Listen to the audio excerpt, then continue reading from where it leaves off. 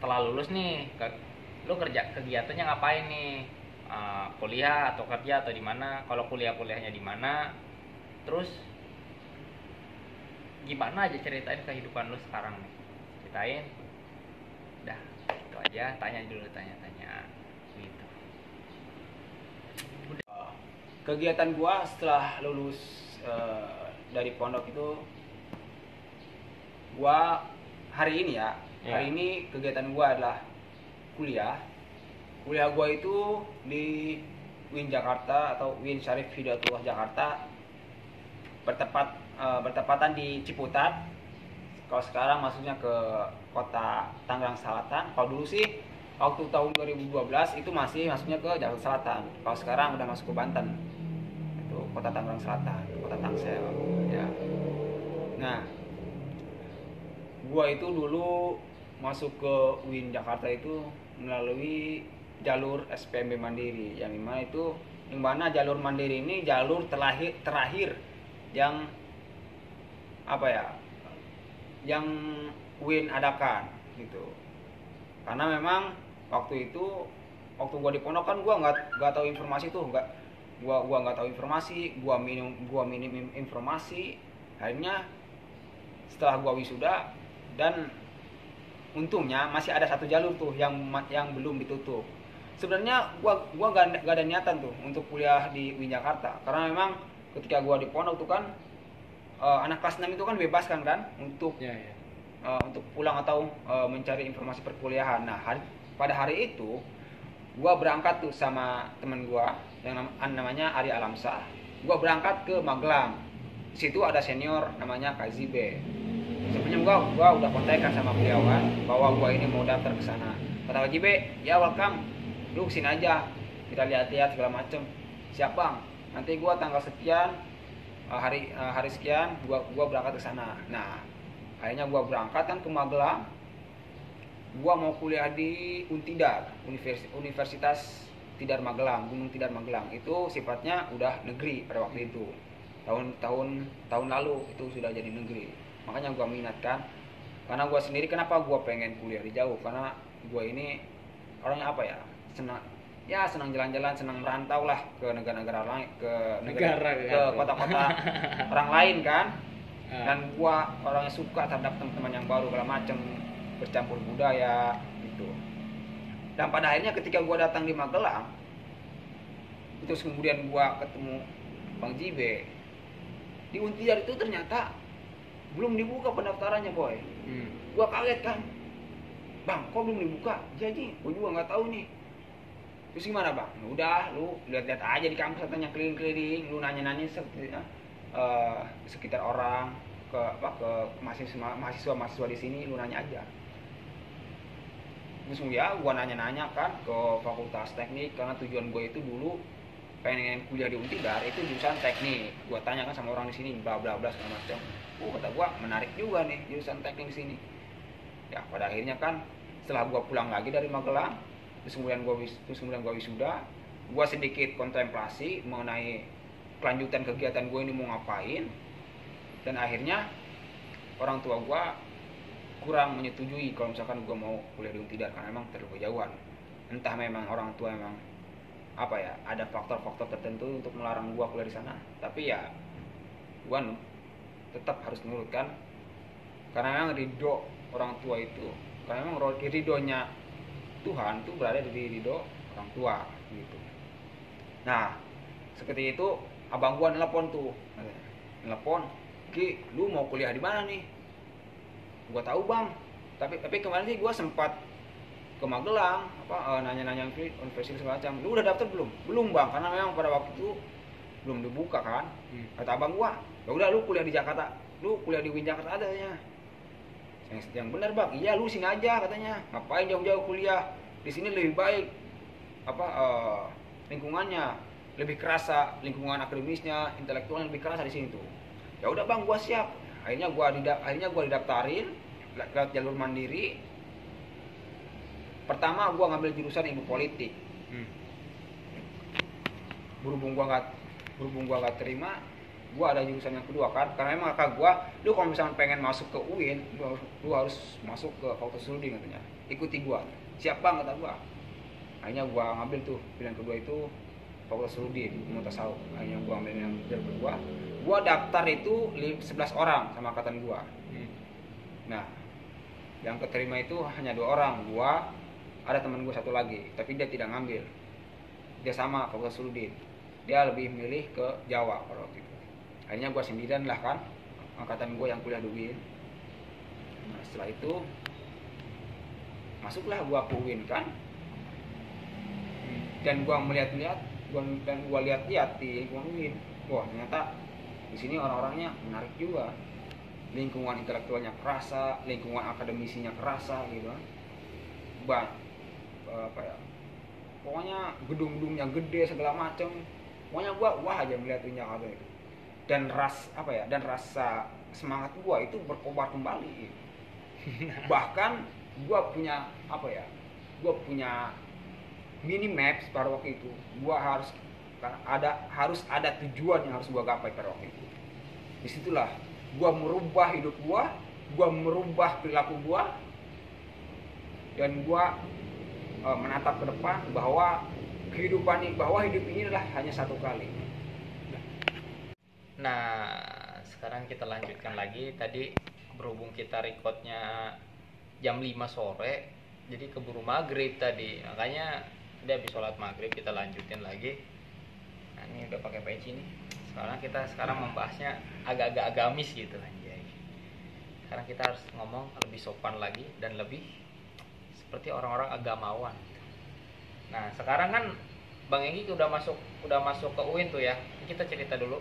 Bang Enggi itu udah masuk UIN, dan selain kegiatan belajar di UIN, ngapain aja tuh di UIN? Ada ngikutin organisasi apakah di UIN? Tolong tanyakan ke Kak Enggi selengkapnya. Oke. Mengenai kegiatan gua ya di kampus, selain selain masuk kelas, gua ada beberapa organisasi yang di dalamnya gua berkecimpung. Salah satunya itu kalau di internal gua dulu pernah masuk organisasi futsal, yaitu lupa gua. Itu waktu gua semester 1. Berhubung gua nggak kuat latihannya kan, setiap 1 minggu 3 kali, gua berhenti di situ. Nah, kalau di internal gua nggak ada. Kalau di eksternal gua ikut. Pertama yaitu HMI, Ya. yaitu organisasi himpunan mahasiswa Islam. Ya. Terus kemudian yang kedua yaitu organisasi primordial, yaitu organisasi kedaerahan. Ini namanya HMB. HMB ini singkatan dari Himpunan Mahasiswa Banten Jakarta. Nah, kenapa gua ikut berorganisasi? Kenapa gue nggak fokus kuliah aja, atau gue sebagai mahasiswa kupu-kupu yang artinya bahwa kuliah tidur enggak, gue sendiri kurang menarik lah kalau misalkan gue hanya fokus terhadap pelajaran segala macam, ataupun mementingkan IPK gue gak menarik. Nah, yang lebih menarik lagi bagi gue adalah ketika ikut berorganisasi. Nah, di organisasi ini ternyata ilmunya ilmu penting semua, tidak hanya di kelas. Di luar organisasi pun banyak ilmu-ilmu yang baru, banyak ilmu-ilmu ilmu-ilmu penting lah untuk diimplementasikan di daerahan gitu. Karena di dalam ketika kita berorganisasi, di dalamnya itu banyak kita bisa menemukan kawan baru, pengetahuan baru, wawasan menjadi luas segala macam gitu. Itu keuntungan ikut berorganisasi. Nah, ketika gua berorganisasi itu di HMI itu kalau bicara soal politik itu sangat keras menurut gua ya. Ini menurut perspektif gua. Ketika bicara soal politik di Ciputat itu, pertama keras, kedua menegangkan, dan menyenangkan bagi gua. Soalnya kenapa? Miniatur politik di Indonesia itu di mana adanya? Di Ciputat, di kampus UIN Jakarta. Makanya gua sangat apa ya, eh, sangat merubah pola pikir gua. Wah, ternyata begini politik yang ada di Ciputat. Karena banyak kader-kader yang menjadi orang besar. Salah satunya apa, kader HMI ya, itu ada JK Yusuf Kala. Terus kemudian yang sekarang jadi wakil DKI Jakarta itu apa, Rizky Patria atau apa, lupa gua namanya. Dia dari HMI juga. Terus kemudian waktu di MS segala macam. Nah, gua terinspirasi dari mereka gitu. Mereka jadi orang besar segala macam. Itu yang membuat gua terinspirasi dari tokoh-tokoh mereka gitu. Makanya gua semangat betul mengenai organisasi ini, dan gua totalitas dalam berorganisasi. Kemudian yang kedua itu mengenai HMB segala macam kan. HMB ini kan organisasi primordial yang dimana memang tidak jauh beda gitu dengan HMI. Polanya sama, sistemnya sama segala macam gitu. Dan gua sekarang bisa, keunggulan gua di organisasi ya, gua bisa nulis berita gitu. Ini berita nulis di media atau nulis berita ini senjata paling ampuh. Artinya kalau diibaratkan seperti pisau lah, kalian bisa hidup di organisasi. Yang penting satu, harus bisa nulis berita atau bisa nulis lah, intinya gitu. Itu yang ditekankan senior terhadap gua. Lu kalau pengen hidup di organisasi, kalau ada dua, kalau nggak bisa desain, bisa menulis gitu. Itu yang akan dipakai ketika berorganisasi. Karena emang politik itu tidak hanya via darat, tapi via udara juga kan, diserang. Makanya politik itu dinamis betul, artinya banyak dinamika lah. Gua banyak pengalaman, banyak ilmu dalam politik itu, begitu. Nah, sekarang kita menuju ke pertanyaan pamungkas ya. Jadi kan sepengalaman lu gitu, maksudnya pengalaman dalam berorganisasi, lu udah pernah jadi apa aja gitu, atau sekarang jadi apa kan? Tolong jelaskan dan tolong kasih motivasi atau pesan-pesan gitu bagi mahasiswa-mahasiswa yang cuma monoton gitu, hanya mengejar nilai IPK saja gitu. Padahal kan emang sih sepengalaman hidup gua gitu ya, walaupun gua belum kuliah atau belum merasakan bangku perkuliahan, tapi sepengalaman hidup gua, nilai itu bukan segalanya bos. Yang penting itu pengalamannya, itu yang sangat berarti. Yang penting itu pengalaman, bukan nilai. Tolong jelaskan lah. Ya, pengalaman gue ya ketika berorganisasi, gue pernah jadi apa aja ya. Di HMI gue belum pernah jadi pengurus, soalnya kenapa? Di HMI khususnya di komisariat fakultas gue ya, itu konfliknya besar. Dalam satu atap atau dalam satu rumah itu ada 5 gerbong atau 5 pasukan kalau bahasa Inggrisnya gitu kan. Makanya di HM gua itu ribut terus bawahnya. Tapi ini sangat menyenangkan bagi gua kan. Makanya konflik di fakultas gua itu, konflik HMI sekarang, ternyata harusnya sih gua sekarang mau dilantik nih. Sekarang gua harus menjadi pengurus, berhubung di PB ataupun berhubung di atasnya masih konflik, akhirnya belum jadi dilantik. Tapi sekarang kemarin sih kan tadinya ada dualisme tuh HMI itu kan, dualisme. Sekarang udah jadi satu. Soalnya Sadam itu sudah mengundurkan diri gitu. Dan insya Allah setelah corona ini kondusif, mungkin akan segera dilantik. Dan gua kemarin tuh kebagian kalau nggak salah Kabid PA atau pengembangan anggota gitu, insya Allah. Nah itu udah HMI-nya. Kemudian di primordial HMB sekarang gua menjadi pengurus bagian sekbid keilmuan. Nah programnya atau kegiatannya apa aja tuh? Di sekbid keilmuan ini ya berbicara soal tentang keilmuan atau bicara soal diskusi. Salah satunya ya program gua nih, diskusi mingguan atau terus kemudian apa lagi tuh, diskusi bedah film, terus kemudian mengadakan apa itu, lupa gue, pokoknya ada 3, satu lagi gue lupa gitu.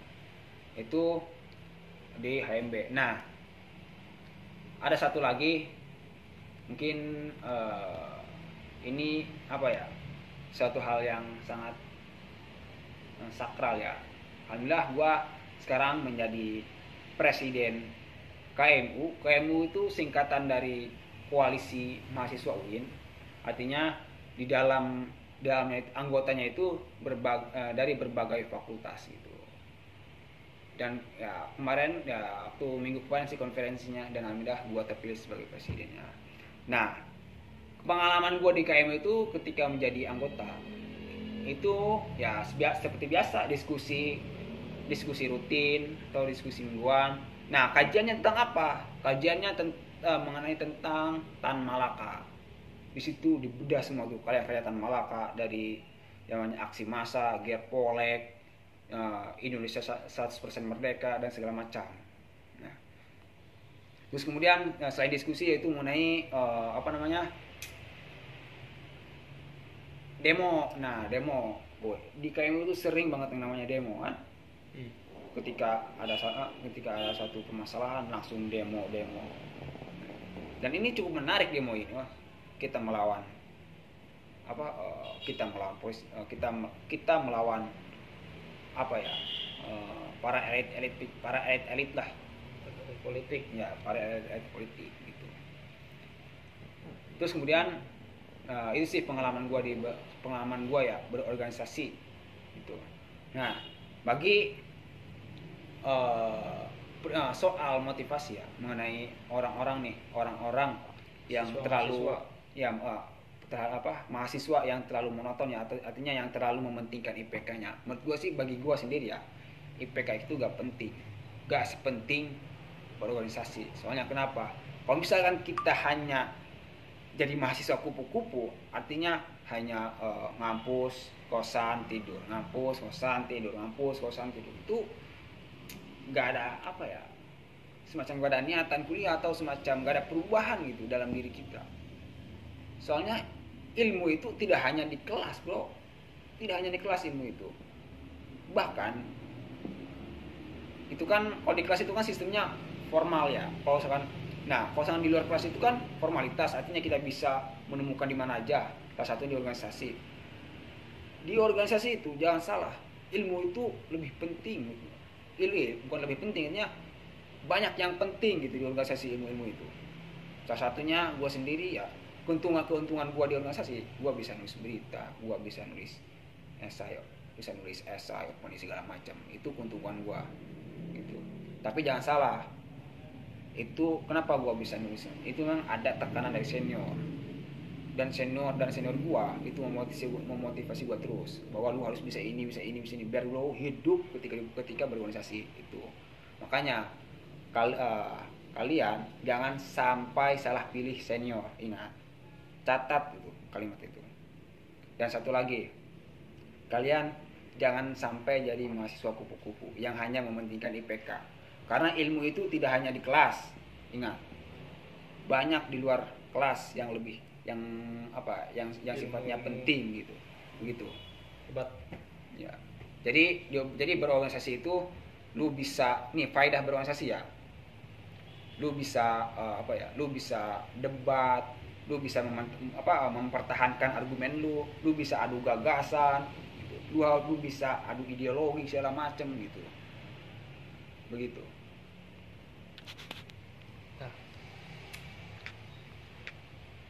Gue sih ya gimana ya, belum ada pengalaman kuliah, lebih ke mengaji diri kalau gue tuh ya. Nah, sekarang kan kita udah berbicara tentang organisasi, tentang jabatannya, tentang pengalamannya.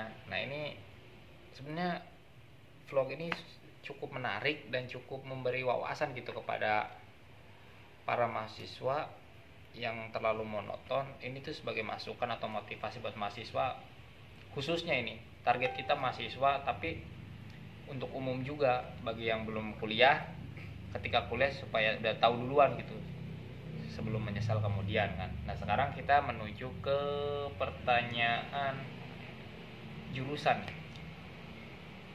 ya enggak, kita bertanya dengan jurusan. Party juga ya. Hah? Orang bos. Oh enggak